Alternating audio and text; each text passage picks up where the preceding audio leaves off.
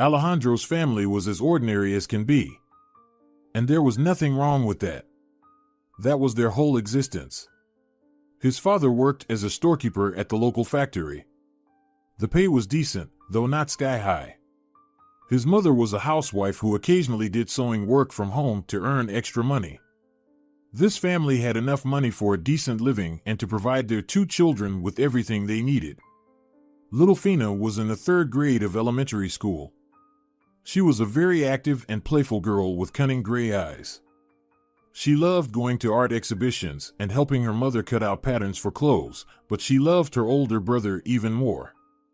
Sandro was a student in middle school, and next year he was supposed to move up to high school. He was more composed compared to his sister, but it would be hard to call him a bore. He was just older, that's all. The boy loved spending his free time playing video games. Considering the extracurricular activities he took at school and his CrossFit training, he didn't spend too much time on the computer. On the contrary, such gaming sessions benefited him. The thing was, only in the game could he freely communicate with people. His classmates seemed too silly to him, and other peers annoyed him with their irresponsibility and desire to follow the trends. However, at that time, he didn't yet realize what communication difficulties awaited him in the future. The parents suddenly announced that they were moving. It turns out they had been thinking for a long time that two children of different genders shouldn't share a room, so they postponed buying a new apartment. Of course, they still had to take out a mortgage, but they already had a certain financial cushion by that time. The new neighborhood was much better. There were no dilapidated buildings, small 24-hour pubs, or other signs of a troubled area. The new housing development was more suitable for comfortable family living. And logically, the local school was better. Alejandro wasn't too upset about it, but it couldn't be said about Fina. She had many friends left at her old school. "Mommy, what about Tia? How can I leave them with Carla? They're constantly fighting without me," the girl cried. "I like this school, I don't want another one." The parents sincerely tried to support her, explaining that in the new class, she would have the opportunity to make new friends. Moreover, the magnificent playground right outside the windows of the apartment building contributed to the emergence of a new circle of acquaintances, where children of different ages played every day. Sandro liked the new school. The kids here weren't clingy, nobody forced him to make friends or join a group. He was left to his own devices, and he definitely liked it. The studies went smoothly. At some point, it seemed to him that it was too easy. However, the teachers gave a perfectly logical answer to such an assumption. Alejandro turned out to be a very capable boy. At the end of the first semester, the parents were offered to transfer him to a specialized class. Of course, no one refused the opportunity to provide the child with a better education. "Son, this is such a blessing. You're just amazing, being one of the best in such a good school," his mother repeated with undisguised pride on the day the principal called them. And from that moment, something definitely went wrong. You could only get into the specialized class either through good grades or through well-off parents. And here, the second option prevailed. The rich kids immediately understood what was what. On the very first day, they swarmed around him like flies around a drop of honey. They scrutinized him, observed his actions, making conclusions that only they understood. He stood out from the other kids. Sandro was noticeable for his modesty, an old model phone, simple clothes. In their eyes, the newcomer was just a regular nerd who couldn't stand up for himself. And with such conclusions drawn, Alejandro's tough days began, during which he had nothing else to do but endure the bullying. Of course, he talked to his parents about what was happening. It was impossible to escape attention to the shabby clothes or torn textbooks. But Sandro understood everything perfectly well. "Mom, it's nothing," he justified himself to the concerned woman. "Teenagers are stupid. I know this school is good, and I won't have another chance to get such a diploma. Son, we can transfer you to a school in the neighboring district." She pressed the crumpled kitchen towel to her chest, trying to shake off the trembling of anxiety. "No diploma is more valuable to me than your own health. Maybe we can go to the principal, discuss this situation." The father, who had been sitting quietly in the chair next to the open window all this time, put the cigarette on the edge of the ashtray. He frowned, looking at his wife, coughed into his fist, and sternly said, "All right, you go to the principal, tell him about the bad kids who are bullying your son." He made a meaningful pause. "And have you thought about how they'll treat Sandro later? Like mommy's boy, a snitch, a wimp. Teenagers only get tougher when adults interfere in their affairs. Let him handle it himself, like a real man. He's already made his decision to stay. No need for mom to hover around and pick up snot for the child." The boy looked at his father, feeling mixed emotions. On one hand, he wanted to thank him for supporting his point of view. But on the other, Sandro's opinion about teenagers seemed pessimistic. It was even a bit hurtful to hear his words about what the guys might think of him for trying to ask for help. Can't they all be so mean, right? Alejandro lowered his head. Of course, he felt terribly uncomfortable in the new class, but was it worth expressing it so harshly? And you'd better give them a good answer. You only need to show the pack of jackals your teeth once, and they'll scatter, the man added sharply before reaching for the cigarette again. So won't they just keep going with renewed vigor if we resist? It seems to me it will only provoke them more, Sandro muttered, rubbing his shoulder where a fresh bruise still throbbed. It's hopeless. Can't struggle, can't endure, can't even call the adults. What can we do? We could give one of them a good smack in the face too. Enough of that. His wife interrupted him. Kids nowadays are made of a completely different fabric. Force doesn't work against them. Sooner or later, they'll even report us to the police. Their parents are rolling in money. It's easy for them to paint our boy as guilty. I'm telling you, let's transfer him to another school, and that's the end of it. And I'm telling you, the boy has the right to decide which school he wants to attend, a good one or an ordinary one. And our son has made his choice. If he doesn't know how to solve his problems, then let him endure. He'll endure until he's had enough, come to some conclusions, and put on a show for all of them. The woman was relentless. A mother's heart ached at the thought of someone harming her child. She was silent for a minute, then continued to press her husband. Then where are the teachers looking? You answered your own question. The parents have a lot of money, so their kids can do anything. These brats have a field day while the children of ordinary workers get the short end of the stick. Those teachers couldn't care less about what happens to a simple boy. All these arguments were followed by hours of quarreling. The parents rarely quarreled, so Sandro felt doubly guilty. He didn't like being the cause of the argument.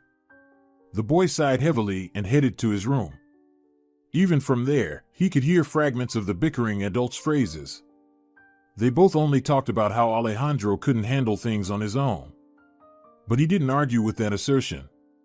Asking to leave him in this school, he perfectly understood that the bullying would continue, that they wouldn't have enough money to deal with these kids. He understood that he was leaving himself in a dead end. The quality of education stood before him higher than honor. This approach to setting priorities distinguished him from his peers. His team friends supported him in every possible way, and that was enough for Alejandro. He knew he wasn't alone in this world and that there were people, not his family, who cared about him. With the proper support, he could endure the remaining few years. And at school, everything went on as usual. As soon as Sandro entered the classroom, all attention was drawn to him. The boy barely had time to sit down before the first bullies approached him. "Hey, nerd," a girl with quite provocative makeup spat out, "will you let me copy the homework?" Without waiting for an answer, she grabbed Sandro's notebook and tried to pull it towards her. But as soon as the owner sharply snatched it from her hands and put it back in place, the bully's face changed. "Did you not understand me? That wasn't a question, you idiot." She grabbed the notebook by the edge and tried to drag it away again. "Sit still and don't move until your bones are intact." Alejandro was distracted from his phone, lifted his head, and with a determined look in his eyes, he slammed his hand down on the notebook.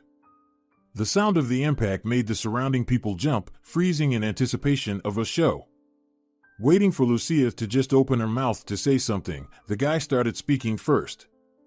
"Look, your lackeys and henchmen are breaking my bones. Daddy covers for you with the police. You get satisfaction and remain happy." He couldn't believe the confident tone he suddenly spoke with. And then what? "What's in it for me? Bones will heal, bruises will fade, we'll pay the medical bills. So what's the point in the end? You've been pushing for who knows what for half a year already. What's your end game?" For a moment, Lucia was stunned. Sandro had never tried to oppose anyone before. Quickly realizing that with every passing second her authority among her classmates was diminishing, the girl began to improvise. "There's no endgame," she laughed in Sandro's face. "You're just so pathetic that you're begging for a beating. Look at your stupid face, loser. You don't belong here at all. Consider it our duty to constantly remind you of that." The lackeys laughed along with their ringleader and dispersed to their seats. Alejandro surveyed everyone present with a gaze full of anger and disappointment. Apparently, they really enjoyed their impunity. Father was right, he needed to at least try to defend himself. Then he would have some relief and could pull his pride out of the mud they had trampled it into. Meanwhile, little Fina quickly made friends with her new class. They often gathered in the schoolyard and spent time together. Overall, the girl's worries were unfounded. She had indeed found new friends. But one thing saddened her childish heart. During breaks, she often saw her older brother being bullied. Sandro strictly forbade his sister from approaching him at such times. He didn't want these hyenas to target his sister too. And Serafina didn't want him to be sad. However, her desire to support her brother in everything prevented her from disobeying his prohibitions, and the girl often only watched with sad eyes. One day, Mom tasked Fina with delivering Sandro's lunch, which he had forgotten on the table in the morning. Feeling her little responsibility, the girl ran to his class with a skip in her step. Her shiny, curly dark chocolate-colored hair fluttered in the wind from her brisk pace. She burst into the open classroom door and stopped on the threshold, scanning the room with her eyes to find her brother. Fina spotted his desk but couldn't see him anywhere. "Hey, are you lost or something?" Lucia unusually kindly asked. "Maybe I can escort you to the right class." "No, I'm looking for my little brother. Mom said to give him his lunch." "Did he step out somewhere?" The teenagers exchanged glances. Their faces lit up with predatory smiles as they swiftly closed in on the girl, as if surrounding her. "Oh, so you're Sandro's sister." Alejandro returned to the classroom. He had gone to the restroom, completely unaware that his sister had been sent to him. The closer he got to the door, the stronger an unsettling feeling grew in his chest, as if a foreboding. He had become so accustomed to the atmosphere in the classroom that he had grown accustomed to this feeling, but this time something was definitely off. Entering the classroom, he saw a disgusting sight. His sister was wailing at the top of her lungs, with lettuce leaves and chicken pieces stuck in her thick hair. Next to her, Julio stood giggling uncontrollably, holding an empty paper food bag. Sandro's fists involuntarily clenched at the sight. "Sandro," the little girl pleaded tearfully, "Sandro, tell them. Make them stop, big brother." But Sandro remained silent. Out of anger, he clenched his jaw so tightly that his tense jaw muscles were visible to the naked eye. He ignored everyone except Julio. He stared directly into his insolent, mocking eyes. Instead of loud confrontations, he approached him and put a hand on his shoulder. "Let's talk." There was so much steel in that short phrase that the taunters momentarily reduced their smiles. Julio, eyeing Sandro, involuntarily snickered. The thing was, Alejandro had always been this gentle giant. A tall, well-built guy who never engaged in open confrontation. And such an offer to talk no longer sounded pitiful or funny. But there was no backing down. His reputation in the class was at stake. Behind the two boys, whispering quietly to each other, the other participants of the bullying slowly crept closer. "Brother, where are you going? Don't leave." "Wait for me here, don't worry, Finney," said the older brother, and before leaving, he just took out wet wipes from his bag and handed them to his sister. The girl nodded silently. In such moments, she trusted her brother more than anyone else. There had been similar situations in the old school, and she knew perfectly well how it could end. Just as she knew she didn't want to watch it. The procession went out into the courtyard. Teachers, seeing the heated crowd of teenagers passing by, immediately rushed to the principal's office, sensing trouble. But nobody followed them. Many of the teachers just watched the situation from the windows. The teaching staff, for the most part, consisted of women who wouldn't be able to do anything or might even get hurt themselves. Once Sandro and Julio were a bit away from the crowd, Sandro roughly grabbed Julio by the collar and pushed him away so that he stood a couple of steps opposite. This action was immediately accompanied by cheerful laughter, and the bully, carefully hiding his fears, feigned a smirk. Alejandro watched him from under his brows, continuing to maintain his iron silence. "So what are you going to do, nerd? Burn a hole in me with your malicious stare?" Julio smirked, though his voice trembled. "Maybe you want to find out?" The opponent let out a haughty laugh, taking just 2 steps towards Alejandro. His final 2 steps. It all happened very quickly, only a dull thud and the rustle of clothes could be heard. It was a precise, well-placed blow, landing squarely on the guy's jaw, and that was enough. Julio clumsily collapsed to the ground, executing a strange pirouette beforehand. "What?" Lucia squealed in utter disbelief, a sentiment shared by all present. The teenagers exchanged bewildered looks. None of them had even considered the possibility that the school introvert could pull off something like this.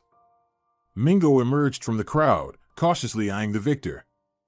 It seemed like he was heading towards his friend, but Sandro wasn't concerned.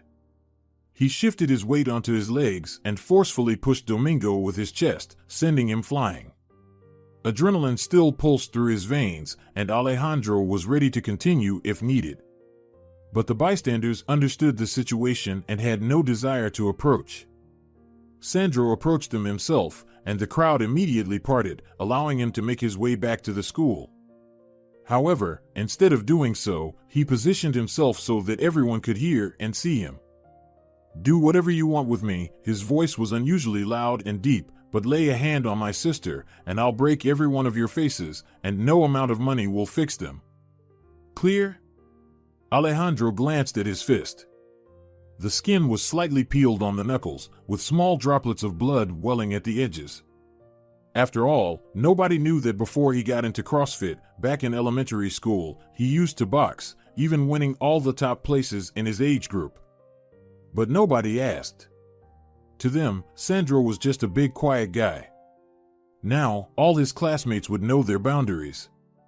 The director, a middle-aged man with a touch of gray at his temples, was already rushing to the scene. "What is this supposed to mean? What are you doing here?" He pushed through the crowd, and upon reaching the center of the circle, immediately saw 2 boys lying on the ground and Sandro with an injured hand a little away from them. "You? And where are you going?" "You're the top student." "My sister is in the 5th classroom, where someone spilled food from her lunchbox all over her. She's in hysterics, and now her clothes are all dirty," he growled angrily, "so while everyone's doing whatever they're doing, I'm going to her." Somewhere in the background, Julio began to moan in pain, gradually coming to his senses. Meanwhile, Alejandro ignored the director's angry remarks, walking past him. As he had mentioned earlier, he needed to get back to his little sister. He planned to deal with all the consequences the next day. For today, his schooling was over. After retrieving his sister from the classroom, he escorted her to the foyer and then went to her classroom, where he gathered her belongings and briefly explained the situation to her teacher. The principal intercepted him at the entrance. Instead of a disciplinary conversation in his office, Sandro suggested they talk while they walked with his sister to the school gates. Despite his apparent dissatisfaction, the man agreed. Seeing Serafina's condition, as a father of 2 daughters himself, he felt sympathy towards her. He couldn't imagine what he would do in his student's place. On the way out of the school grounds, he also learned about the prolonged bullying towards Sandro, which came as a real revelation to him. Apparently, the teachers didn't want to raise any extra fuss, which led to such incidents. However, recalling Alejandro's classmates' parents, he himself didn't want to stir up trouble. The boy's motives were clear to him. He warned the boy that he would have to call his parents anyway, to which the boy silently nodded. That's where they parted ways. At home, his parents were already waiting for him. While his mother was extremely displeased with the news, his father proudly smiled. "Here he is, my man. Came home as a winner. Look, Fina, you should hang out with boys like him. No trouble is scary with such a lad around." "Shut it, old donkey," the woman snapped at him, swinging a towel. "Our son got into a fight, and he's sitting there rejoicing. Weren't you the one convincing me not to touch those rich kids? And now what?" The father grinned mischievously. Such a smirk on his face could only be seen when he felt like an absolute winner. He chuckled, settled comfortably into his chair, and began to explain. "While you were running around the kitchen like a headless chicken right after the director, the scoundrel's father called me. A decent man, I must say." He chuckled again, earning another hit from the kitchen towel. "They won't do anything to our Sandro. The gentleman won't press any charges, said our boy acted in good conscience. He even praised him for such a precise punch. They'll only ask us to cover Julio's hospital bill. Sandro went a bit overboard with his strength, so that idiot will be wearing a bandage for the next 2 weeks. You hear that, son? You dislocated his jaw." The father burst into mocking laughter, so hearty that he didn't even pay attention to his wife's hits and complaints. Once she calmed down a bit, the woman turned to their son. She gave him a stern look and stood up, hands on her hips. "We'll pay from your pocket money, all right, son?" "Fine," the boy muttered indifferently, then went to his room. For several days at school, everything was quiet. The teenagers were still discussing the incident in the yard, while Julio, with a bandage on his head, silently drilled his enemy with his gaze. It was total humiliation. What he had asked for, a provocation, could hardly even be called a fight. Moreover, as a result, he not only lost but ended up in the hospital. Julio nursed a grudge against this hothead. Meanwhile, Sandro, quietly, began to enjoy the calm atmosphere in class. 3 days later, Serafina disappeared. Sandro and Serafina often finished their lessons at different times. But the school was literally around the corner from home, so no one thought that anything could happen to the girl in just 5 minutes. One day, she simply didn't return from class. Her phone was unreachable. No one saw what happened. The parents immediately reported their daughter missing. Alejandro was shattered. He looked even gloomier, and his skin took on a gray hue. Besides his gaming friends, he had no one to share his grief with. His mother was struck by the tragedy. His father began to disappear frequently, coming home with a strong smell of alcohol. At home, he couldn't find solace. He also had to comfort his mother and help her around the house. The woman could no longer sew clothes. Every time she took the patterns in her hands, she remembered how her little girl sat next to her and helped. Money in the family was dwindling. The father drank. He became violent, constantly discontented, and even aggressive. He started skipping work, not even bothering to cover up his absences. The police reassured the family, promising that they would return their daughter to them any moment now. But it never happened, not after a week, not after a month. Serafina simply vanished. At school, Sandro's classmates quickly noticed the changes in him. His clothes looked even cheaper, and sometimes he came dressed inappropriately for the weather. But what interested the teenagers more was the total indifference with which the once popular guy began to treat all the teasing. "Hey, nerd, scared for your fate?" Lucia asked him one day. "Decided to stop teasing, huh? It's the right thing to do. You just got lucky with Julio's father." Sandro gave her an empty look, then lowered his head again, staring at the desk. This scenario definitely didn't please the girl. She snorted, then forcefully pointed her finger at the boy's forehead, forcing him to raise his head and look at her. Are you completely out of your mind? I'm talking to you. Don't you dare ignore me. Can I ask you for something? Lucia raised her right eyebrow in surprise. A request? From him to her? It sounded intriguing, and finally, the boy reacted. The girl crossed her elegant arms over her chest, as if showing by her appearance that she was granting him the right to speak. Disappear. Lucia burst into laughter. Her reaction was immediately echoed by everyone who was watching and heard their conversation. Among them was Julio, whose headband had long been removed. The guy stood up from his seat and, with a slow, languid gait, began to move towards Sandro's desk. Buddy, looks like you've gained some courage, he began amidst arrogant laughter.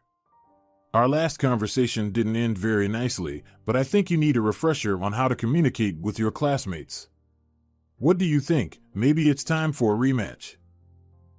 Sandro? Alejandro smoothly shifted his gaze to Juan now. He sighed heavily.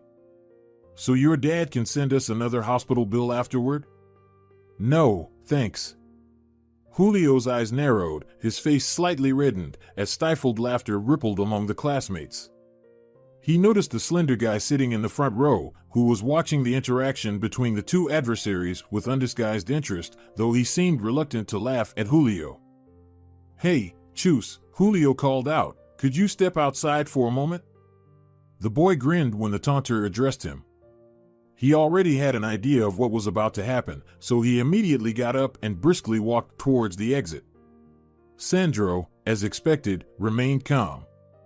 He had no interest in his classmates' antics, all his thoughts were directed towards little Fina. The bitterness of loss outweighed the feeling of trampled pride. And now, my friends, the show begins. Julio announced loudly, jumping onto the neighboring desk. Your faithful servant will now demonstrate the wonders of dog training. Right, Sandro? You are a humble mutt from the poor neighborhoods, needing to learn proper behavior in civilized society. Anger slowly boiled in Alejandro's chest, but he had no strength to resist. He just wanted nobody to notice his existence, to leave him alone, to ignore him, to boycott him. Anything, as long as he could be left alone with his thoughts. But Julio persisted. He jumped off the desk and forcefully snatched Sandro's backpack from the back of his chair. Sandro didn't bother reaching out to grab the strap, he knew they would return it eventually. He was used to this. And the first command for today is fetch. Sandro suddenly looked up, and the last thing he managed to notice was his backpack flying out of the open classroom window. He got up, the chair crashing aside, and everyone present immediately burst into laughter. Julio had already assumed a defensive stance, ready this time to receive Sandro's blows. And then, from the open window, Chus's voice rang out. Hey, Julio. Look here. The guy glanced briefly in Sandro's direction, who hadn't taken any active actions yet, and approached the window. There, the boy was waving one of the flyers that spilled out of Alejandro's open backpack during its flight. In the classroom, there was a grave silence. Sandro sat in his seat again, this time glowering at one of the flyers. The text read, "Have you seen this girl?" with Serafina's photograph printed in the middle. Below was a description of her appearance and the last day she was seen in the area. No one felt like joking anymore. Everyone held these flyers, remembering the day they decided to tease Fina. You. How are you? Julio asked, his voice tinged with guilt. Why didn't you speak up? Sandro bitterly smirked. He pulled his sweater sleeve over his wrist and wiped his moist eyes. It seems we're far from being friends enough to share such things with each other. That's true, but we're still human, right? Are we? I haven't noticed anything human in you over these past 6 months. Teenagers cringed at this remark and averted their eyes. You bullied me, and then you went after my sister. All because my parents aren't businessmen. Does that set me apart from being human? Or perhaps you think you're acting humanely. Listen, buddy. I'm not your buddy, okay? It's pointless. If your conscience has awakened, it's better to just leave me alone. and his request was granted. The next day, no one approached him. Some even started greeting him. But Julio and Lucia, as the most incorrigible troublemakers, feared crossing paths with him again. Sandro sighed with relief. The day passed without fuss, but when he returned home, a real surprise awaited him. In the living room, there were about 10 adults, with several more in the kitchen. Sandro had seen them all before at school. They were the parents of some of his classmates. Bags of groceries stood in the corridor. It was unclear why anyone would need so much food. Among these bags were also bags of clothes. The boy watched the whole procession, unable to understand what was happening. "Son, here you are," his mother said affectionately, clearly having cried for a long time before he arrived. "These gentlemen found out about Fina. They came to help us." "So you went around showing my son's face," one of the men said menacingly, then, contrary to everything, laughed. "Now that's a fighter. My boy needed a good shake-up for a long time. I have to give you credit. After spending 2 weeks with a muzzle, he did become calmer. Sorry for the hospital bill, but I couldn't just let my rascal be. Right? And so, it's fair. He gets a dislocation and a reason to think about his behavior next time, while you get minor sanctions and a reason to try avoiding a fight next time. My daughter brought home one of the flyers from school. They told us that after school, you quietly plastered them around the city. It's amazing how not a single one of them ever caught our eye," added the woman sympathetically, who looked like his classmate Adela as 2 drops of water. "You had to go through so much because of our children. Assistance with searches, with money, all of it, the least we can do to atone for their guilt." After these words, Alejandro's mother became emotional again and covered her face with her hand. Sandro looked around. But nowhere did he see his father. Staring at his now empty chair, he was about to ask his question, but his mother preempted him. "The treatment at the clinic was paid for by your father. He needs it now. He needs it now." The woman approached her son and gently pressed him to her chest. "Don't hold it against him, son." Everyone coped with grief as best they could. People waited for the cupcakes that Alejandro's mother hastily decided to bake. There weren't enough cups for everyone, and with awkward laughter, the woman had to ask their neighbors for some. After sorting out the family's life, which was going through a tragedy, sympathetic businessmen began to disperse, praising the hostess for her hospitality. They all promised to leverage their connections to expedite the search for the missing Serafina. Just 5 days later, her fate became known. A woman named Marcela Castillo lost her daughter in a terrible accident several years ago. Little Tio was a late, long-awaited child. Marcela's husband died shortly after their daughter's funeral. His heart couldn't bear such a blow. And Sonora Castillo's psyche couldn't cope with such grief. For many years, she concealed her sorrow from everyone, which resulted in the development of some severe mental disorders. Therefore, when she saw a girl on the street who remarkably resembled her deceased daughter, she couldn't distinguish reality from her illusions. She took little Fina, lured her into her car by deception, and took her to her modest home outside the city limits. This incident was so absurd that it was hard to believe it existed.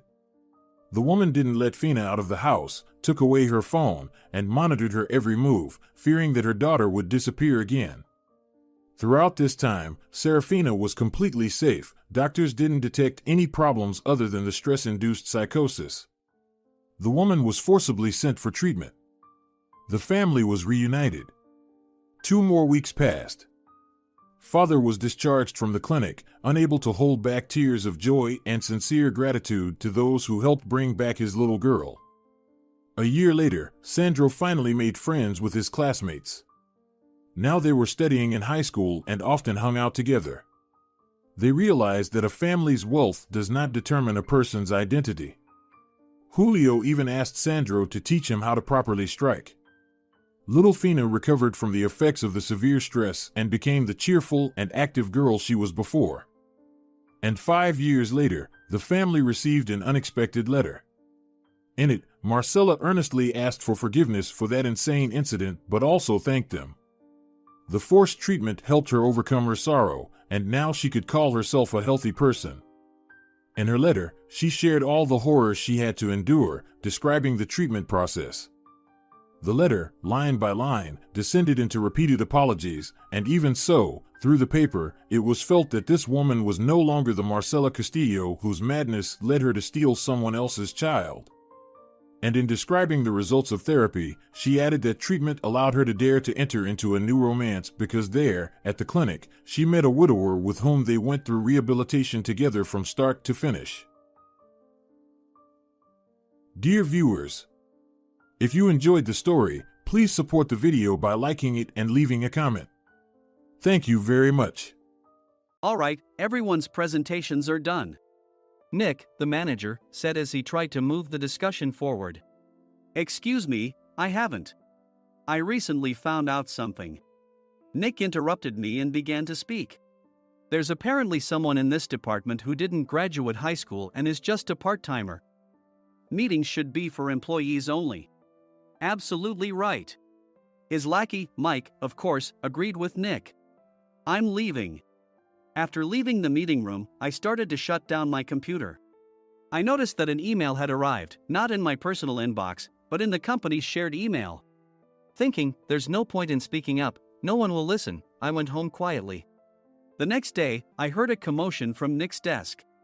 He was staring at his computer screen, his face pale. Nick! Is something wrong? Mike looked at the screen with him. And he turned even paler than Nick. Why is he so angry? Knowing the reason for Mike's distress, I thought to myself, serves them right. My name is Adam. My mother passed away when I was in the 9th grade, and I was raised by my father. Well, you could hardly call it being raised. After my mother passed, my father changed. He drowned his sorrows in alcohol, and though he still went to work, he squandered our living expenses on horse racing. Because of that, I had to start working part-time as soon as I entered high school. Every month, I went to the convenience store with bills in hand that couldn't be auto-deducted from my father's account. Even though I endured it because I didn't want to be alone, I reached my limit in my second year of high school and dropped out. I found a live-in job at a distant inn. Thank you for everything. The day I left home, my father, still staring at the TV, spoke. Take care. That was our last conversation. Back then, 18 wasn't the age of majority, so I needed my father's permission to work, and I couldn't hide my place of employment. Yet, my father never visited me even once. I kept working just to survive, and before I knew it, I was 42. Years of hard work paid off, and I was transferred to the headquarters. I was thrilled to be recognized by the company, as I thought I'd be working in the field until retirement due to my lack of formal education. Listen up. Our work can change the future of our employees. Don't drag us down. On my first day after the transfer, Nick, dressed in an expensive suit, spoke sternly. There was a reason for this. Our inn was located in a prominent tourist destination, known so well that everyone in the state could sing its commercial jingle. At its peak, we had 5 locations within the state. But that was long ago. Due to financial difficulties and aging facilities, only the place where I had worked for many years and the original establishment remained. I was prepared to lose my job anytime, but now there was a glimmer of hope. With the rise of social media, the tourist area where the inn was located started gaining attention again. Depending on how hard the sales department, where I was transferred, worked, we could either thrive or be forced to give up this prime location to the new hotel chains continuously popping up. For Nick, who had switched careers from another industry to strengthen our sales, this was a battle he couldn't afford to lose. I understood why he had to be strict. I will do my best.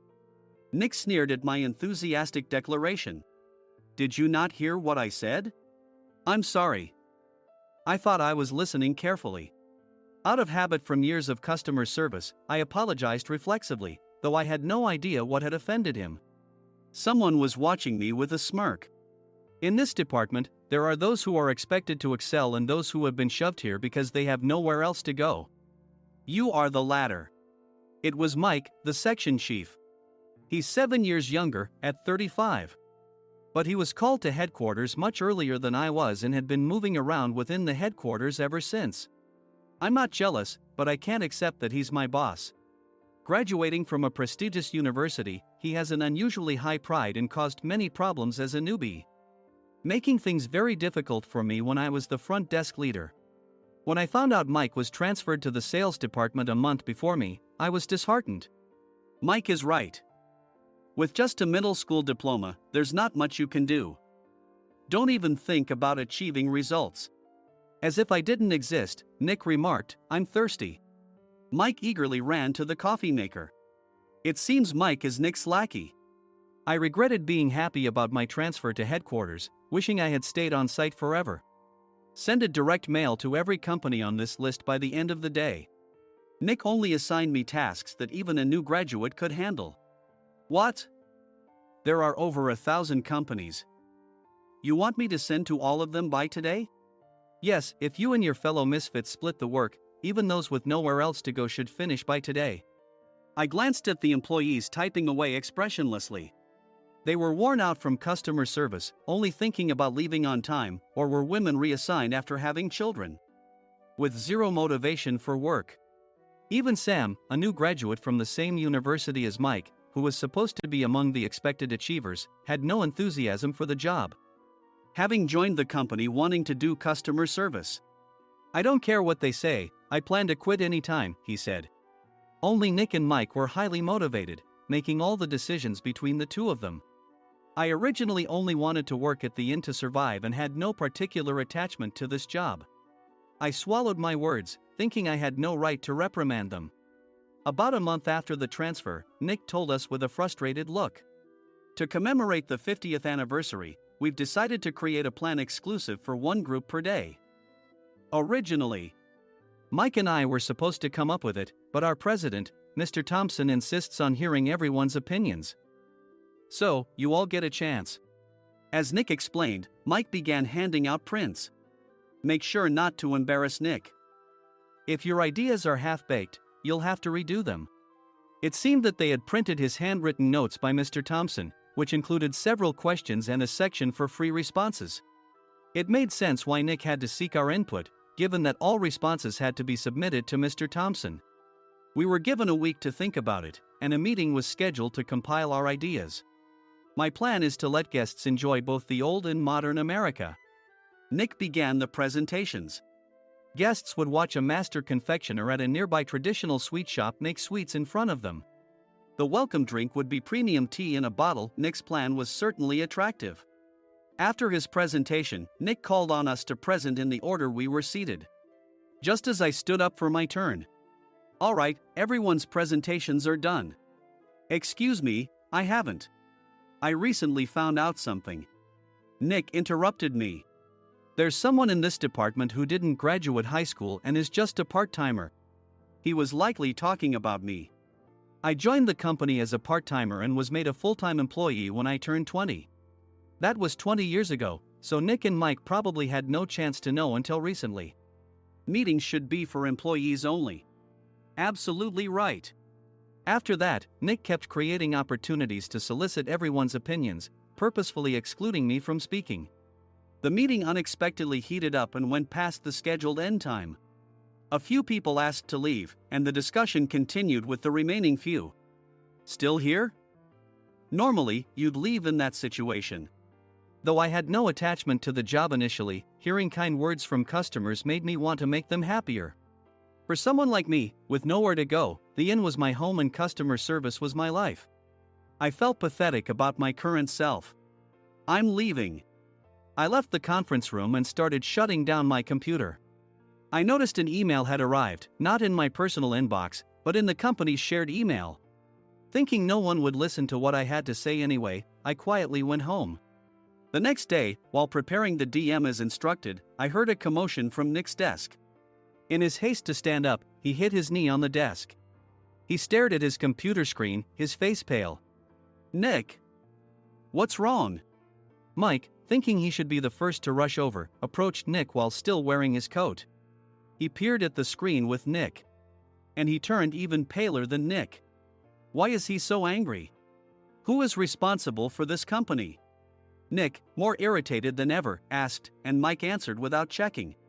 Probably Sam.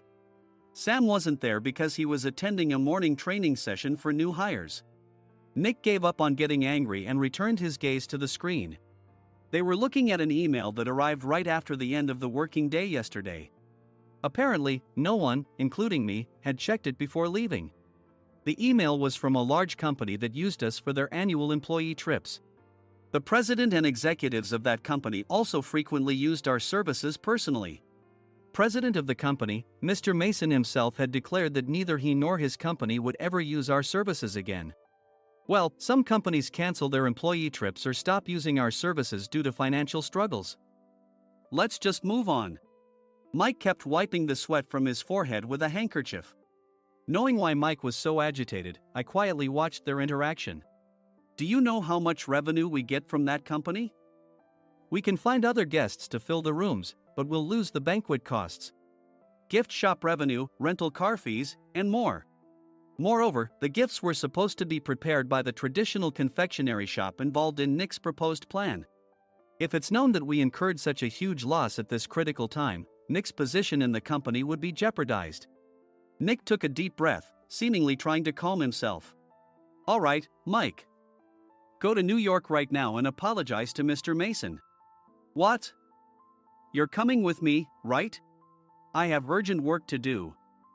I trust you, which is why I'm entrusting this to you. Please. Mike, believing Nick's sincerity, agreed with a determined look on his face, saying, yes. That's Nick for you. Even if Mike went to apologize, Nick would shift all the blame onto him if the client didn't change their mind. Well, it was Mike's fault to begin with, so it served him right.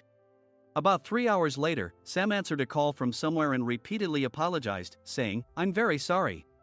Everyone watched to see what was happening. After ending the call, he informed Nick with a weary tone. When Mike arrived at the client's company, he only made things worse, further infuriating Mr. Mason. He was demanding, get his boss here immediately. It was no wonder Sam was exhausted, dealing with such a call right after returning from training. What is that idiot doing? All right, Adam, you're coming with me. If sacrificing Mike didn't work, then I must be next. Normally, I'd want to refuse at all costs, but I saw an opportunity in this situation. If I can be of assistance, I'd be happy to join you. I obediently followed Nick, and we flew to New York. When we introduced ourselves at the reception, it became clear how serious the situation was, as the receptionist personally escorted us to the president's office. Angry voices leaked through the door, making both Nick and me uneasy. Excuse me. I'm Nick, the supervisor. I understand my subordinate has caused you trouble, and I deeply apologize. Nick, with his experience in the corporate world, knew enough to offer an apology before excuses. However, his customer service skills left much to be desired. I sighed as I saw Mike trembling like a small dog in the corner of the room. What kind of training are you giving your subordinates? Mr. Mason glared at Nick with a red face. The intensity of his gaze made even Nick take a step back. Regrettably, I joined this company only 2 years ago and was unaware of Mike's issues. I should have identified his shortcomings sooner. Indeed. I should have realized sooner. No sensible person would come to apologize and then give a lengthy presentation on the drawbacks of not using their in. Nick froze, his mouth slightly open. Suspecting the worst, I picked up the documents that had fallen to the floor. It seemed Mike hastily prepared these documents on the plane, listing the disadvantages. Disadvantage 1: if you change the venue for the company trip, employees might suspect it's for cost-cutting reasons, leading to a negative impression. Reading it aloud half-jokingly, Nick snatched the papers from my hand and checked the contents with a furious expression.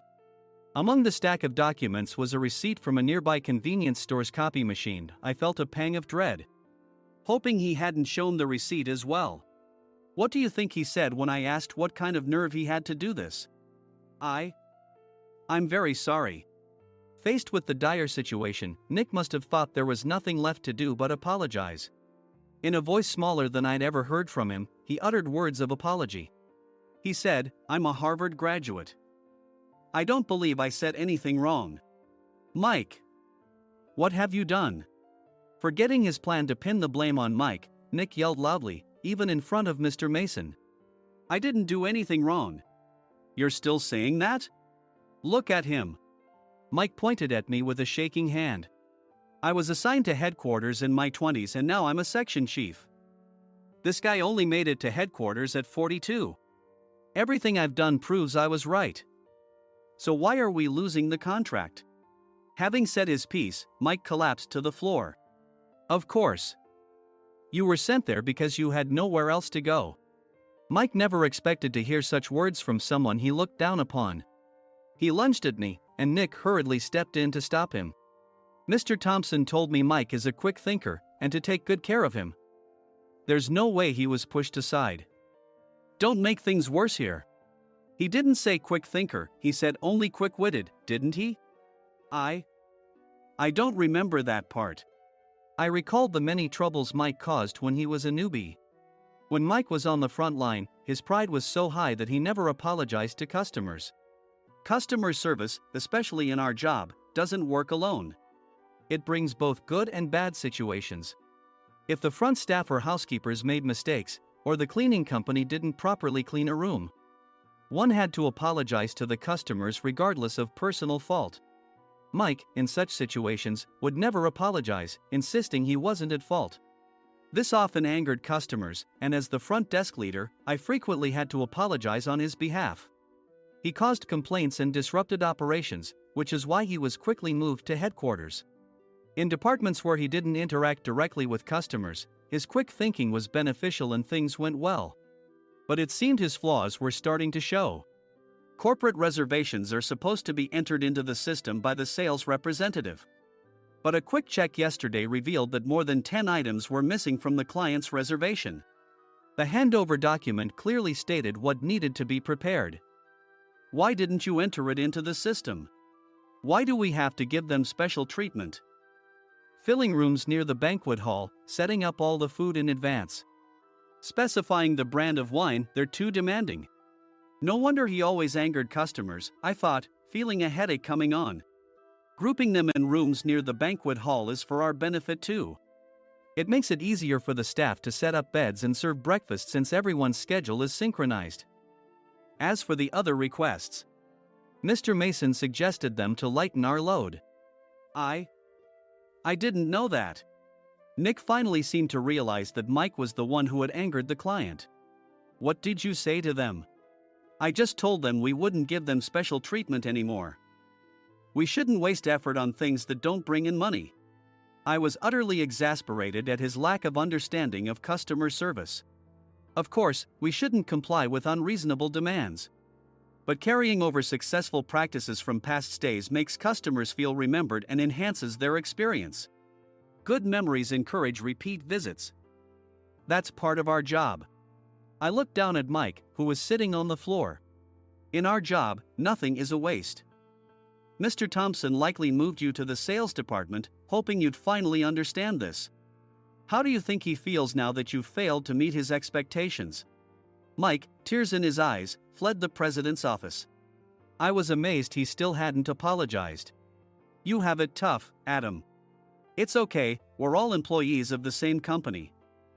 I deeply apologize for this disrespectful incident. Especially after all the care you've shown us. If it weren't for you, Adam, I really would have stopped staying here.